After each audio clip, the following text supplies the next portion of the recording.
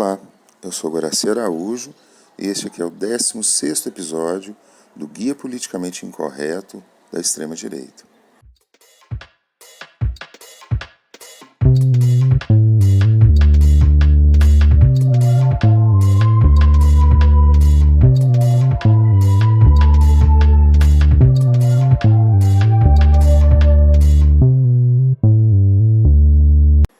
No episódio de hoje, eu quero retomar a conversa que eu propus recentemente a respeito do retorno da ideia de comunismo, do retorno social bastante surpreendente da imagem de um comunismo perigoso, de uma ameaça comunista, vamos dizer assim. Existe um problema muito básico nessa visão, nessa expectativa, nesse temor. É o fato de que ele não tem muita justificativa empírica, material. Nós não temos, de fato, muitas razões para temer comunistas, porque os movimentos comunistas hoje são muito restritos, eles têm uma dimensão muito pequena, uma capacidade de atuação pequena e, sobretudo, eles têm um apelo popular muito pequeno.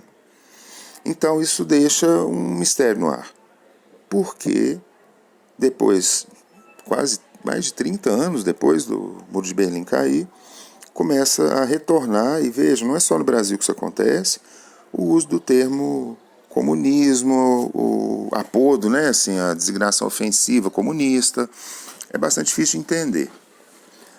Mas bem, vamos tentar entender.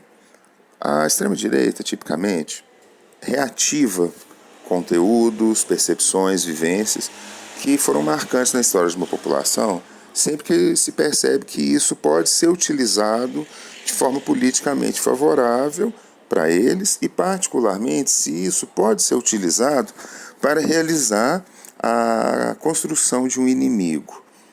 É sempre importante entender, e isso está em praticamente todos os movimentos de extrema-direita, eles constroem um inimigo. Eles elegem um determinado grupo, setor, apontam para ele e falam: nós somos o anti aquilo ali radical. Então, fazendo uso desse expediente, a extrema-direita pretende agregar eleitores e apoiadores às suas causas. E muitas vezes a coisa funciona. O fato é que, muitas vezes, a gente percebe que o sujeito que foi tomado como inimigo era um sujeito real, efetivo, uma pessoa que estava ali na sociedade. Por exemplo, nos anos 20, quando o fascismo ascende, haviam de fato numerosos apoiadores e atores socialistas e comunistas na Itália. Era indiscutível. O fato é que esses atores não existem hoje praticamente entre nós. O fato é que a gente não tem mais uma visibilidade de movimento comunista. Então a gente tem que procurar essa explicação em outro lugar.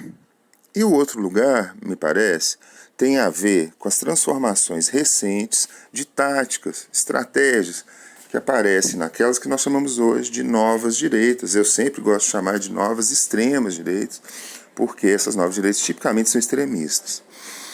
Você tem hoje, né, uma maior capacidade de veicular discursos através das redes e talvez por causa disso é mais fácil hoje criar inimigos que não tenham necessariamente uma contrapartida real.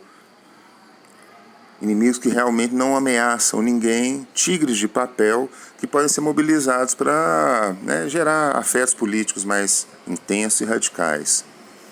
Eu acho que esse é muito o caso do retorno curioso do termo comunismo. Eu chamo de comunismo zumbi, porque ele parece estar vivo, mas de fato ele está morto. E ele parece muito ameaçador, mas ele cai pelos pedaços se você brigar com ele. Então, me parece que a gente tem que buscar isso, né? Buscar essa compreensão nessas estratégias e entender um pouco por que nessas estratégias o termo comunismo foi remobilizado. Essa remobilização tem a ver com um certo estilo de discurso conspiracionista, que é o chamado conspiracionismo globalista, a chamada conspiração do globalismo. A conspiração do globalismo sugere que tanto o sistema econômico internacional quanto os partidos políticos à esquerda estão envolvidos em uma conspiração para implantar um governo mundial. Um governo que seria ditatorial e que eliminaria as liberdades humanas da face da Terra por completo. Esse tipo de discurso pode parecer extremamente fantasioso e, de fato, né, ele envolve um elemento muito grande de idealização e fantasia, mas o que chama atenção é que esse modelo de conspiração, que envolve o temor ao comunismo, é muito similar àquele que foi utilizado por nazistas na época da ascensão do nazismo, utilizando particularmente um famoso panfleto apócrifo, que ainda vai ser apresentado aqui em um programa posterior, que é o Protocolo dos Sábios do Sião. O Protocolo dos Sábios do Sião também fala de uma conspiração que junta os partidos à esquerda e o sistema financeiro internacional para construir uma ditadura. A única coisa é que, nessa conspiração, esses lugares são preenchidos por pessoas de ascendência judaica. Então, a gente percebe um certo reaproveitamento de material e uma tentativa de reaproveitar um elemento que estava no imaginário para reativá-lo. Por quê? Por uma razão simplesmente pragmática, para gerar ódio para partidos e movimentos e atores de esquerda.